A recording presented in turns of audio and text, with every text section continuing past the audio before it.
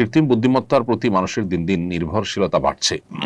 হঠাৎ কোনো মাসআলা জানতে হলে এআইকে জিজ্ঞাসা করে তার উপর নির্ভর করে আমল করা যাবে কিনা? গুরুত্বপূর্ণ এবং সময়োপযোগী একটি প্রশ্ন।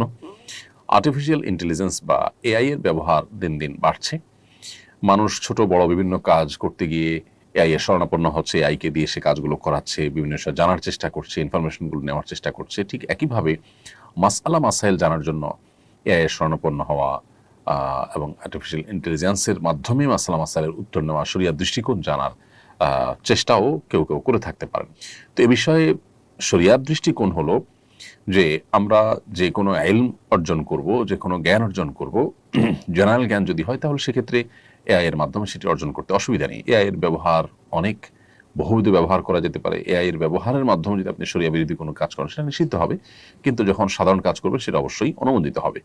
অতএব এআই এর মাধ্যমে সাধারণ তথ্য উপাত্ত সংগ্রহ করা বা কোনো ইনফরমেশন নেওয়া বা বিশেষ কোনো শরীয়ী দৃষ্টিকোণ থেকে বৈধ কোনো কাজ করা, এটা তো জায়েজ আছে, কোনো অসুবিধা নেই।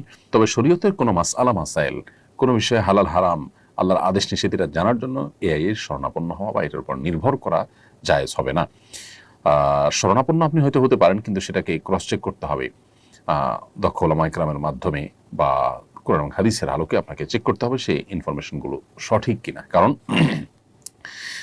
জাগতিক বা পার্থিব কোনো ইনফরমেশন সঠিক বা ভুল হলে আমরা যতটা ক্ষতিগ্রস্ত হব, শরিয়ার কোনো বিধিবিধান আমল করতে গিয়ে, পালন করতে গিয়ে, জানতে বা মানতে গিয়ে যদি আমাদের ভুল হয় তাহলে তার ক্ষতির পরিমাণ, মাত্রাটা অনেক বেশি হবে। সুনানে দারিমির একটি প্রসিদ্ধ হাদিস আমরা জানি, যেটি ইমাম মুহাম্মদ ইবনে সিরিন রাহিমাহুল্লাহর উক্তি। মূলত তিনি বলেছেন, ইন্না হাদাল ইলমা দীন ফানজুরু আম্মান তাখুযুনা দিয়ামাকুম। নিশ্চয়ই এই যে ইলম, হাদিসের ইলম, কোরআনের ইলম, এটি দিন, এটা দিনের অংশ। অতএব তোমাদের দিন কার কাছ থেকে গ্রহণ করছো সেটা তোমরা লক্ষ্য করবে। অর্থাৎ নির্ভরযোগ্য সূত্র ছাড়া দিন গ্রহণ করা যাবে না।